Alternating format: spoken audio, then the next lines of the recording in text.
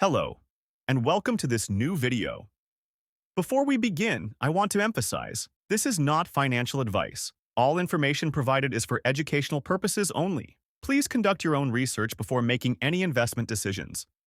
If you enjoy the video, remember to hit the like button and subscribe to the channel.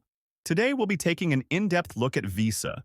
We'll examine what's currently happening with Visa, particularly regarding the ongoing antitrust lawsuit. We'll discuss the significance of their market position and analyze whether we can expect a strong downward trend or a robust increase. Additionally, we'll scrutinize Visa's various financial data to make an informed long-term investment decision. I'll also highlight an important area for short traders where they might potentially profit from shorting Visa. Let's dive right in. Visa is currently facing a significant challenge, an antitrust lawsuit. This lawsuit is of great importance and could have substantial implications for the company. Despite this legal challenge, Visa maintains a very strong monopoly position, which is extremely interesting for us as investors. MasterCard also enjoys a similar monopoly position, and there are other companies with various margins that hold similar positions.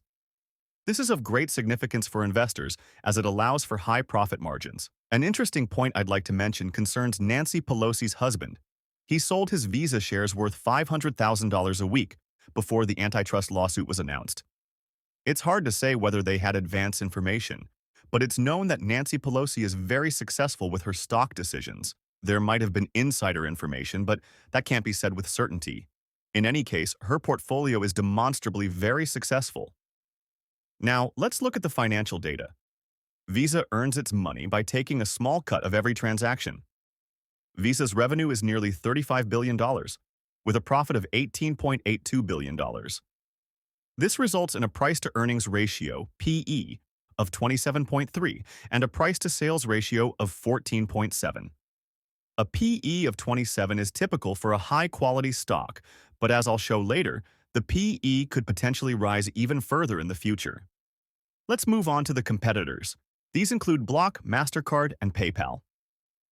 Block has a high PE, which is due to their relative newness in the market and very strong growth.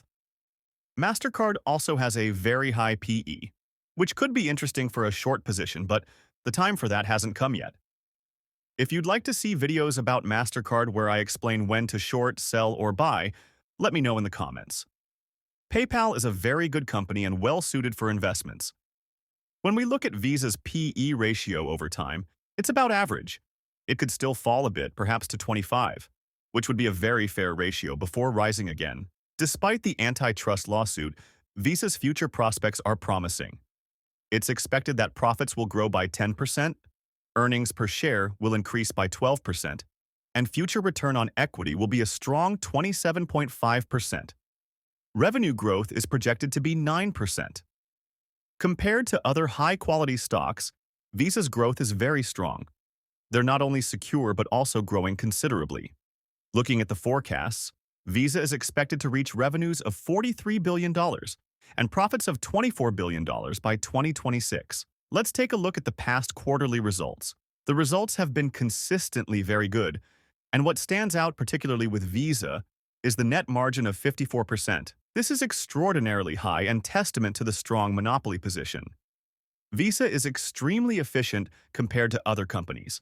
Let's examine where Visa gets its money from to better illustrate the efficiency. $20 billion comes from international business and $14 billion from the United States.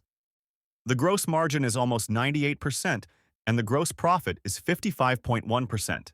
This is truly impressive, and once again shows how efficiently Visa operates. Let's compare Visa's efficiency once more. Visa's return on equity is 48.1%. while the industry average is 13.8%. For return on assets, the company achieves 20.2%, while the industry only 3.7%. The return on invested capital has risen from 21.4% 3 years ago to 35.2% now. No matter how you look at it, Visa is an extremely solid company in the long term. Let's move on to the company's financial health. It's not only important that a company operates efficiently, but also that it has a strong balance sheet. Visa fulfills this criterion as well. The debt-to-equity ratio is 51.9%, which corresponds to a debt of $20.6 billion. This is offset by cash reserves of $16.64 billion. This situation is not concerning, especially since the debt is structured long-term. For large companies like Visa, it can even be advantageous to be indebted to a certain extent. For investors who appreciate dividends but don't want to forego growth, Visa is also interesting. Currently, Visa pays a dividend of 0.8%. Visa's dividend growth is remarkable, which also makes the company attractive for dividend growth portfolios. Overall, the dividend payout appears very healthy and not excessively high to retain shareholders.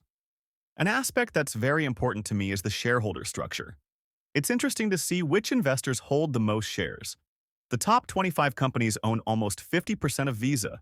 The largest shareholders include Vanguard with 7.52%, BlackRock with 6.2%, and State Street with 3.85%. As we can see, Visa shares make up a significant part of the portfolio for active managers like T. Rowe Price. Now we come to the long-awaited chart analyses.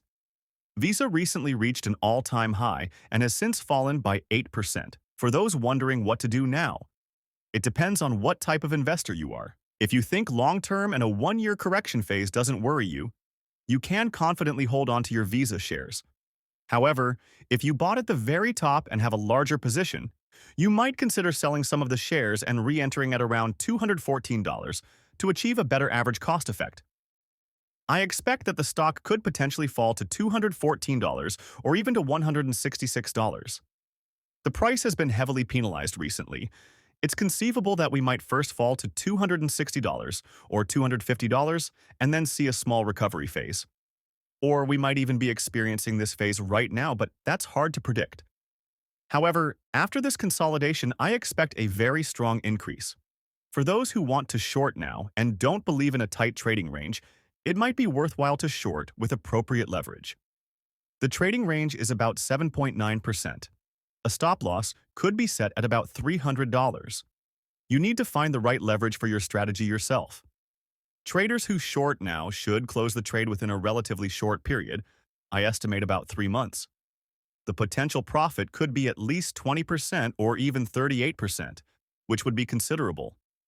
After that, however, I wouldn't short anymore, but would instead take long positions, either with leverage or with real shares. I expect that the price of Visa stock could double in the next 3 years and rise to about $500 or more. This would be extremely profitable for portfolios. After this correction phase, I plan to include Visa shares in our YouTube portfolio as well. I'm convinced that there are still substantial gains to be made here. With that, we've reached the end of the video. I hope it was informative and helpful for you. Remember, if you liked the video, hit the like button and subscribe to the channel for more analyses like this. Until next time.